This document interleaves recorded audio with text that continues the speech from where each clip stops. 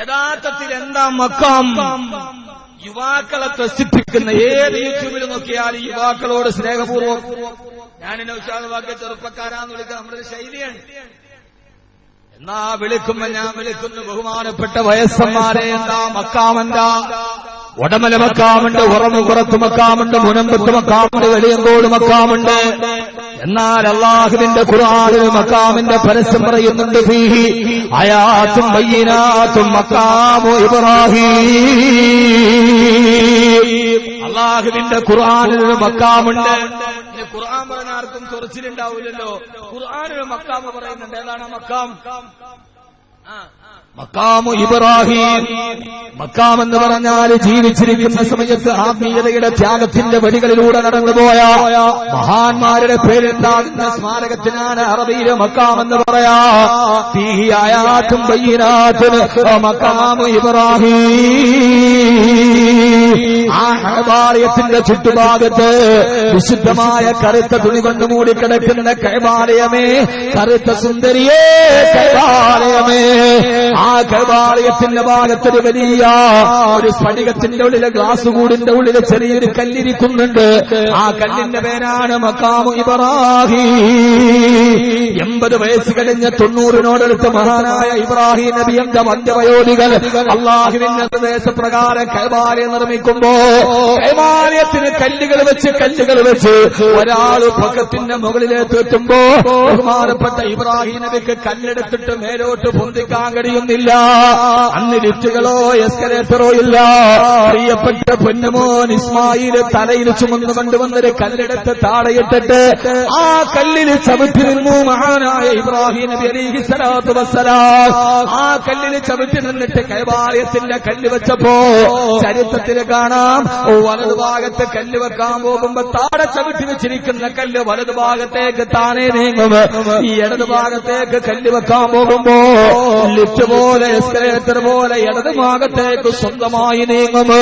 മുകളിലേക്ക് വെക്കാൻ പോകുമ്പോ ഈ കല്ല് മുകളിലേക്ക് താനേ കൊണ്ടുപോകും. കഅബാലയം 90ാമത്തെ വയസ്സിൽ അല്ലാഹുവിന് വേണ്ടി പള്ളി നിർമ്മിക്കാൻ ഇറങ്ങിയ മഹാനായ ഇബ്രാഹിം നബി കാല് ചവിട്ടി നിന്ന കല്ലിന്റെ പേരാണ് മക്കാമു ഇബ്രാഹീം. ഇബ്രാഹിം നബിയുടെ കാൽപാദം ആ കല്ലിലങ്ങനെ പതിഞ്ഞു കിടന്നിട്ടുണ്ട്.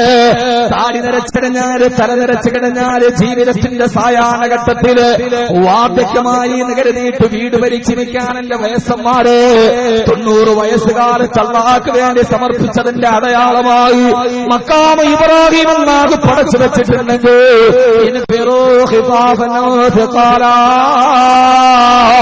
നിങ്ങൾ വൃദ്ധനാകട്ടെ യുവാകട്ടെ, നിങ്ങൾക്ക് കനമുണ്ടാകട്ടെ ഇല്ലാതിരിക്കട്ടെ, അല്ലാഹുവിന്റെ യുദ്ധത്തിന് വേണ്ടി ഇറങ്ങാൻ പറഞ്ഞപ്പോ മഹാനായ അബൂ തൽഹ റളിയല്ലാഹു അൻഹു ചാടിയെടുത്ത് എന്നിട്ട് മക്കളോട് പറഞ്ഞു, മക്കളെ ജഗ്സൂനി, നിങ്ങൾ എന്നെ യുദ്ധത്തിന് തയ്യാറെടുപ്പിക്ക്. വന്ധ്യവയോധികനായ ശരീരത്തിന്റെ തോല് മുഴുവന് ചുക്കിച്ചുളിഞ്ഞ വാപ്പ മക്കളോട് പറഞ്ഞ, മക്കളെ പടച്ചട്ടയിട്ടിടാ, വാളെടുത്തിട്ടുണ്ട് കയ്യിലെത്താ. മക്കൾ പറഞ്ഞു, വേണ്ട ഉപ്പ, നിങ്ങൾ വാർദ്ധക്യത്തിലല്ലയോ, നിങ്ങൾ ഉപ്പത്തിന് പോകണ്ട ഉപ്പ, നിങ്ങൾ അല്ലാഹുവിന്റെ റസൂലിന്റെ കൂടെ യുദ്ധം ചെയ്തതല്ലേ, ഹബീബായ നബി തങ്ങളുടെ കൂടെ ധർമ്മസമരത്തിനിറങ്ങിയതല്ലേ, ഈ വാർദ്ധക്യകാലത്ത് ഇറങ്ങുന്നതെന്തിനാന്ന് ചോദിച്ചപ്പോ ഇല്ല മക്കളെ ഇല്ല, ഇന്ന് ഞാൻ ഈ ആയത്ത് കേട്ടു, ശക്തിയുണ്ടെങ്കിലും ഇല്ലെങ്കിലും യുദ്ധത്തിന് പുറപ്പെടണമെന്ന് വാപ്പാടെ നിർബന്ധം സഹിക്കാൻ കഴിയാതെ മഹാനായ അബൂ തൽഹത്തുൽ അൻസാരി റളിയല്ലാഹു തആല അൻഹു. അബൂ തൽഹയ്ക്ക് ഇതൊന്നും പ്രശ്നമല്ല. കാരണമെന്നറിയൂ, അബൂ തൽഹ റളിയല്ലാഹു അൻഹുവിന്റെ ചരിത്രം നിങ്ങൾ കേട്ടിട്ടുണ്ടാകും. അത് പറയുമ്പോ പൈസ പിരിക്കണമെങ്കിൽ കണ്ണീരിൽ കുതിർന്ന കഥ പറയുന്ന ചരിത്രമാണ് അബൂ തൽഹത്തുൽ അൻസാരി റളിയല്ലാഹു അൻഹു. വിശുദ്ധമായ ഖുർആനിനായ ഇറങ്ങിയപ്പോ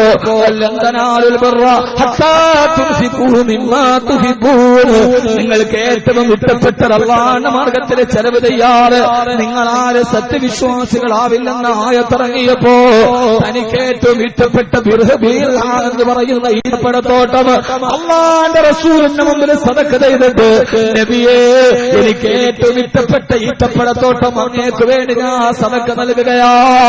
ആ സദക്ക കൊടുത്ത ബീർഹാവ് തോട്ടം എവിടെയെന്ന് നിങ്ങൾക്കറിയോ? മദീനത്തെ മസ്ജിദ് നബവി വിപുലീകരണം നടത്തിയപ്പോ ആ മസ്ജിദ് നബവിയുടെ ഉള്ളിലാണ് ബീർഹാ എന്ന തോട്ടം ഇപ്പോഴുള്ളത്.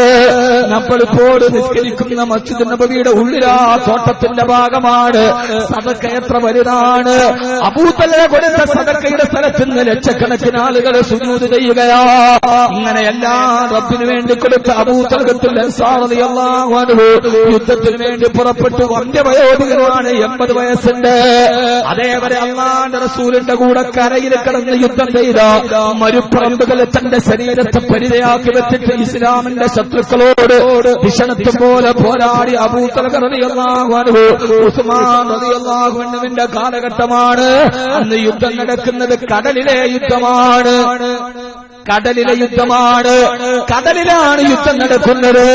അതേവരെ അല്ലാഹുവിന്റെ റസൂലിന്റെ കൂടെ മരുഭൂമിയിൽ യുദ്ധം പങ്കെടുത്ത അബൂതൽഹ റളിയല്ലാഹു അൻഹു മെഡിറ്ററേനിയൻ സീയിൽ വെച്ച് യുദ്ധം നടക്കുകയാണ്.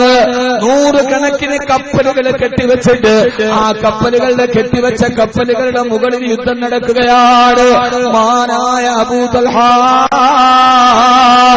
റളിയല്ലാഹു അൻഹു മെഡിറ്ററേനിയൻ കടലിന്റെ തിരമാലകളുടെ ചാഞ്ചാട്ടമാടുന്ന 100 കണക്കിന് കപ്പലുകൾ കെട്ടിച്ചേർത്ത് വെച്ചിട്ട് അതിന്റെ മുകളിൽ യുദ്ധം നടക്കുകയാ. മഹാനായ അബൂതൽഹ റളിയല്ലാഹു അൻഹു യുദ്ധം നടന്നുകൊണ്ടിരിക്കവേ മഹാനവറുകളെ രോഗബാധിതനായ അബൂതൽഹ റളിയല്ലാഹു തആല മെഡിറ്ററേനിയൻ കടലിൽ കെട്ടിവെച്ച കപ്പലിന്റെ മുകളിൽ മഹാനവറുകളെ ഷഹീദായി. പ്രിയപ്പെട്ട വൃദ്ധന്മാരെ, കരയുദ്ധത്തിൽ പങ്കെടുത്തിട്ട് ഇസ്ലാമിന്റെ നിലനിൽപ്പിന് വേണ്ടി ആദർശത്തിന്റെ രണഭൂമിയിൽ പോരാട്ടം നടത്തിയ ആമാശയത്തിന് വേണ്ടി ആശയത്തെ പണയമക്കാട് ലോകത്തിന്റെ ഇസ്ലാമിന്റെ പ്രതിരോധ ശക്തികൾക്കെതിരെ പ്രതിരോധത്തിന്റെ കന്മതിലുകൾ തീർത്ത കാരിരുമ്പിന്റെ കരുതലും കന്മതിലും കരുത്തുമുള്ള അല്ലാഹുവിന്റെ റസൂലിന്റെ പ്രതിരോധത്തിന്റെ പടയാളികളിൽപ്പെട്ട അബൂതൽഹ റളിയല്ലാഹു അൻഹു ആ കപ്പലിൽ വെച്ചിട്ട് ഷഹീദായി. മഹാനവറുകളെ രോഗബാധിതനായി, മഹാനവറുകളെ വഫാത്തായി. സഹാബത്തിന്റെ ഉള്ളിൽ എന്ത് ചെയ്യണമെന്നറിയില്ല. മഹാനവറുകളുടെ മയ്യത്ത് കബറടക്കണ്ടേ. എന്തോ ഒരു ചരിത്രമാണിത്. സ്ഥിരകളെ ലഹരി ഭരിക്കുന്ന ഡേവിഡ് ബെക്കാമിന്റെയും നെയ്മറിന്റെയും റൊണാൾഡോയുടെയും കഥ കണ്ടിട്ട് കാൽപന്ത് കളിയിൽ കാലുകളിൽ കിടക്കുന്ന മാന്ത്രിക കാലുകളുടെ പാടവത്തിന്റെ തനിമ കണ്ട് അവർ മനസ്സിന്റെ ഉള്ളിൽ ആരാധിക്കുന്ന എന്റെ പ്രിയപ്പെട്ട ചെറുപ്പക്കാരാ, ഞാനീ പറയുന്നത് നെയ്മറിന്റെ കഥയല്ല, ഇത് റൊണാൾഡോയുടെ കഥയല്ല, ഇത് റൊണാൾഡിനിയോയുടെ കഥയല്ല, ഇതൊരു യുവത്വത്തിന്റെ കർമ്മസ്ഥലതയുടെ കഥയല്ല. 80 വയസ്സായ വൃദ്ധന്റെ കഥയാണിത്. മഹാനവറുകളെ കബറടക്കണ്ടേ. കടലിൽ അങ്ങനെയാ കബറടക്കുക. അവസാന സഹാബത്ത് എന്ത് ചെയ്തെന്നറിയോ? 100 കണക്കിന് കപ്പലുകളെ കെട്ടിവെച്ചതിൽ നിന്ന് ഒരു കപ്പലിന്റെ കെട്ടുവേർപ്പെടുത്തി മഹാനവറുകളുടെ മയ്യത്തെടുത്തിട്ട് കപ്പലിലേക്ക് വെച്ച് ആ കപ്പലും കൊണ്ട് മെഡിറ്ററേനിയൻ കടലിലൂടെ നീടാൻ തുടങ്ങി, തുഴയാൻ തുടങ്ങി. കടലിന്റെ ഉള്ളിൽ ഏതെങ്കിലും ദ്വീപുണ്ടെങ്കിൽ മെഡിറ്ററേനിയൻ കടലുകളിലെ ദ്വീപുകളുണ്ടല്ലോ, ഏതെങ്കിലും കരയുള്ള ദ്വീപ് കണ്ടെടുത്ത് അവിടെ കൊണ്ടുപോയി കബറെടുത്ത് കഫൻ ചെയ്യാൻ ആ കപ്പലും കൊണ്ട് കടന്നുപോയി. ഏതാണ്ട് 10 ദിവസത്തോളം ആ മയ്യത്തുമായി കടലിലൂടെ കറങ്ങി നടക്കുകയാ. ഈ പ്രസംഗമെടുത്തിട്ട് ആർക്കെങ്കിലും മനസ്സിലാവുന്നില്ലെങ്കിൽ, നാളെ ടോളന്മാർക്കോ യുക്തിവാദികൾക്കോ മനസ്സിലാവുന്നില്ലെങ്കിൽ, 10 ദിവസം ഒരു മനുഷ്യന്റെ ഡെഡ് ബോഡി എങ്ങനെയാണ് കേടില്ലാതെ കപ്പലിരിക്കുന്നതെന്ന് ചോദിച്ചാൽ ഇത് ഇസ്ലാമിന്റെ ആദർശത്തിന്റെ പ്രസംഗമാണ്. ഇത് പുലിവരിക്കപ്പെടുന്ന വികലമായ വിശ്വാസത്തിന്റെ പരിസംപ്രേഷണമല്ല. അല്ലാഹുവിന്റെ റസൂലിന്റെ പ്രിയപ്പെട്ട സഹാബ 10 ദിവസത്തോളം മയ്യത്ത് കടലിലൂടെ കൊണ്ടു നടന്നിട്ടും വകാന യഖ്റുജു മിൻ റിഹിഹി, ആളുകളുടെ ശരീരത്തിൽ നിന്ന് സുഗന്ധം വരുമായിരുന്നു അത്രേ. ആ ശരീരത്തിനൊരു കേടുമില്ലായിട്ടില്ല. ആ ശരീരം അങ്ങനെ തന്നെ വകാന നായിമാ. ചരിത്രത്തിൽ കാണാം, ഉറങ്ങിക്കിടക്കുന്നവനെ പോലെ മഹാനവറുകൾ മരിച്ചു കിടക്കുകയാ. അവസാനം ഒരു ദ്വീപ് കണ്ടെത്തി. ആ ദ്വീപിൽ കൊണ്ടുപോയി കബറടക്കിയിട്ട് മഹാനവറുകളെ കബറടക്കി. ചരിത്രത്തിൽ അബൂതൽഹ റളിയല്ലാഹു അൻഹുവിനെ കബറടക്കിയ ദ്വീപേടെന്ന് ആർക്കും അറിയില്ല. സഹാബത്ത് അവിടെ എഴുതി വെച്ചിട്ടുമില്ല, അതവിടെ രേഖപ്പെടുത്തിയിട്ടുമില്ല.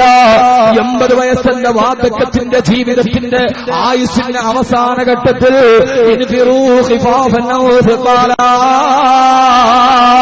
കഴിവുണ്ടെങ്കിലും കഴിവില്ലെങ്കിലും അള്ളാന്റെ മാർഗത്തിൽ ഇറങ്ങി തിരിക്കണേ എന്നുള്ള ആയത്ത് കേട്ടിട്ട് 80 വയസ്സിൽ പടച്ചട്ടയും പിടിച്ചു പടവാളും പിടിച്ചു മെഡിറ്ററേനിയൻ കടലിൽ പോയി യുദ്ധം ചെയ്തു ഷഹീദായ സഹാബി. ആ സഹാബിയുടെ ഖബർ എവിടെയാണെന്നും അറിയില്ല. എവിടെയാണ് അബൂ തൽഹത്തുൽ അൻസാരി റളിയല്ലാഹു അൻഹുവിനെ ഖബറടക്കിയത് അറിയില്ല. പക്ഷേ നാളെ പരലോകം വരുമ്പോ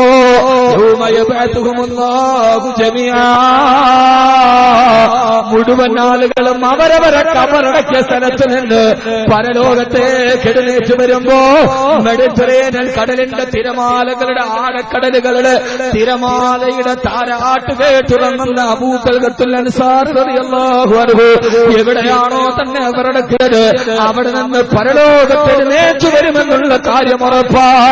അതുകൊണ്ട് ഞാൻ എന്റെ സഹോദരങ്ങളോട് ജീവിതമെന്നത് തളരാനുള്ളതല്ല. യുവാക്കളെ, വൃദ്ധന്മാരെ, 80 വയസ്സുകാരന്റെ കഥയാണ് ഞാൻ ഈ പറഞ്ഞത്. ഈ ലോകത്തിന്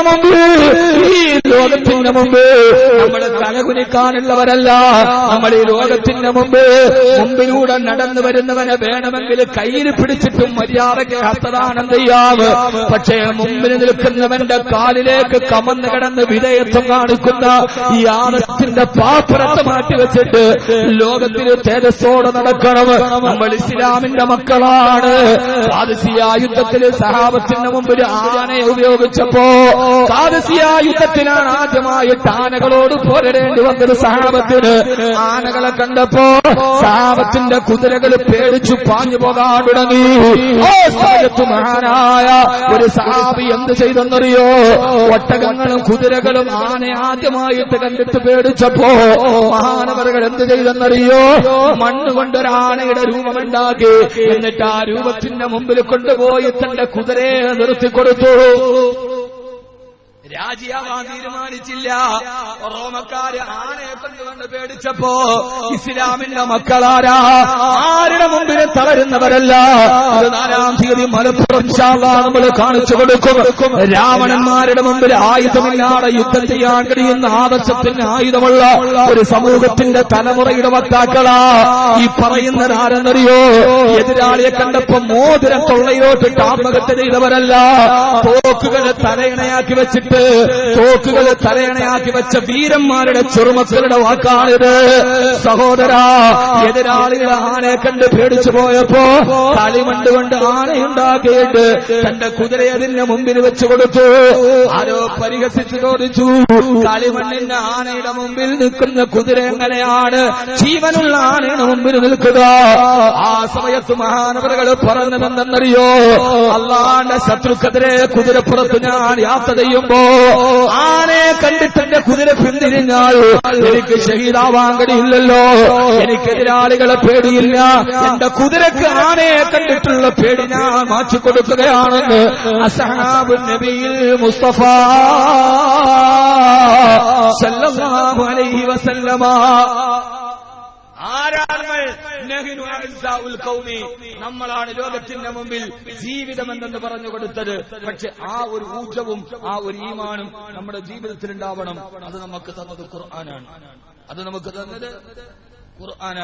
അതുകൊണ്ട് ഖുർആന്റെ ആയത്തുകൾ ജീവിതത്തിൽ നന്നായിട്ട് പഠിക്കുക. അല്ലാഹു തൗഫീഖ്.